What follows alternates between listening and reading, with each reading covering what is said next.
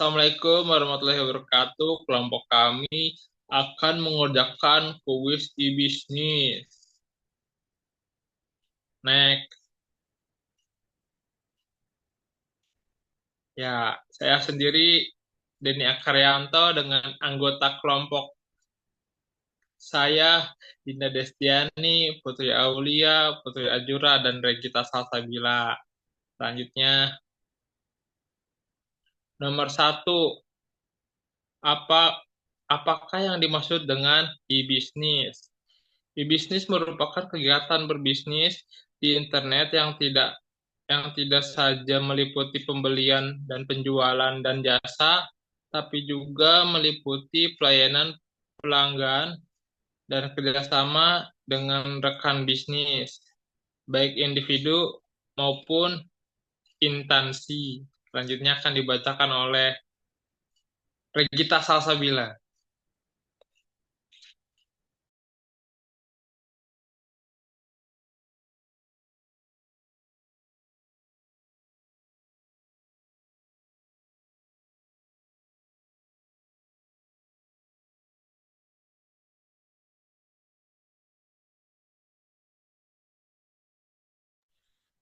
Regita Salsabila, nomor 2.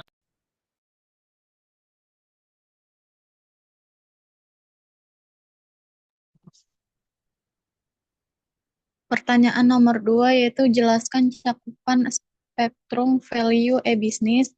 Yang pertama, efisiensi, yaitu manfaat yang didapatkan perusahaan adalah perbaikan tingkat efisiensi.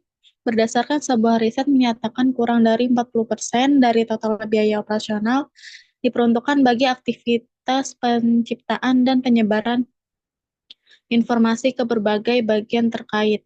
Kedua, efektivitas. Efektivitas dirasakan ketika terjadi perubahan yang cukup signifikan dalam cara perusahaan melakukan aktivitas operasional sehari-hari.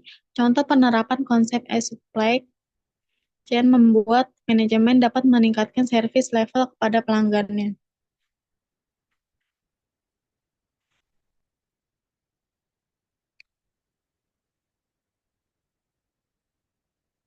Ketiga, jangkauan kemampuan penggunaan teknologi informasi di dalam memperluas jangkauan dan ruang gerak perusahaan. Selain itu, memungkinkan perusahaan untuk memperluas jangkauan domain kerja sama dengan mitranya secara signifikan. Yang keempat, struktur. Terciptanya berbagai jenis produk dan jasa baru akibat konvergensi berbagai sektor industri yang selama ini secara struktur terlihat diri sendiri.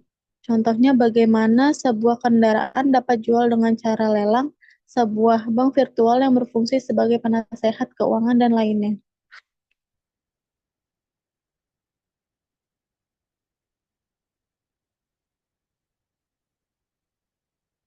Yang kelima, peluang. Terbukanya kesempatan yang lebar bagi pelaku bisnis untuk berinovasi menciptakan produk maupun jasa baru akibat berkembangnya teknologi informasi baru dari waktu ke waktu. Contohnya dalam bidang pendidikan. Saat ini semakin marak situs penyelenggara pendidikan secara online atau virtual.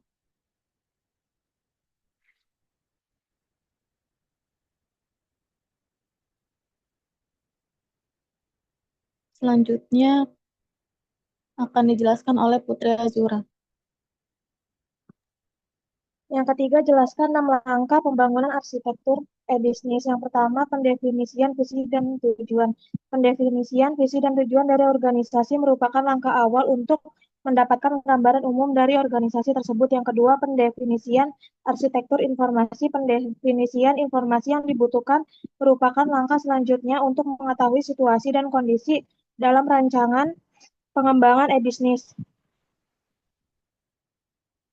Selanjutnya yang ketiga, pendefinisian arsitektur data. Aktivitas pada bagian ini seperti mengklasifikasikan data yang dibutuhkan, cara pengolahannya, dan sasaran yang ingin diambil untuk pengembangan. Yang keempat, pendefinisian arsitektur aplikasi. Pendefinisian ini dimaksudkan untuk menentukan jenis aplikasi dan batasan-batasan yang diinginkan dalam bidang keamanan. Yang kelima, ada pendefinisian arsitektur teknikal.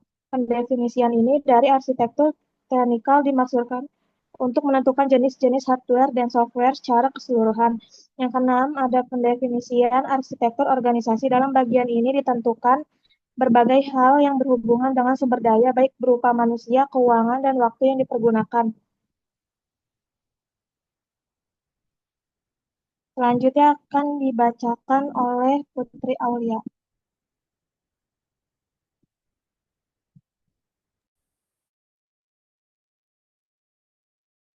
Jelaskan aspek-aspek yang berhubungan dengan aspek penyebaran.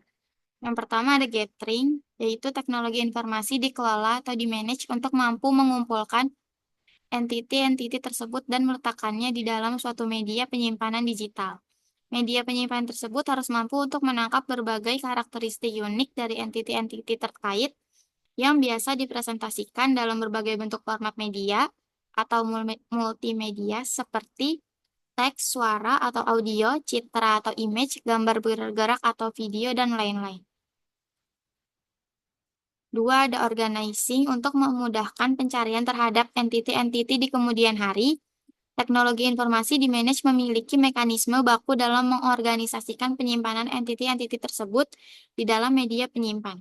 Konsep-konsep struktur data, database, dan sistem berkas merupakan dasar-dasar ilmu yang kerap dipergunakan sehubungan dengan kebutuhan ini. Yang ketiga ada selecting. Di saat berbagai pihak di dalam perusahaan membutuhkan entiti-entiti tersebut, teknologi informasi diciptakan untuk menyediakan fasilitas untuk memudahkan pencarian dan pemilihan.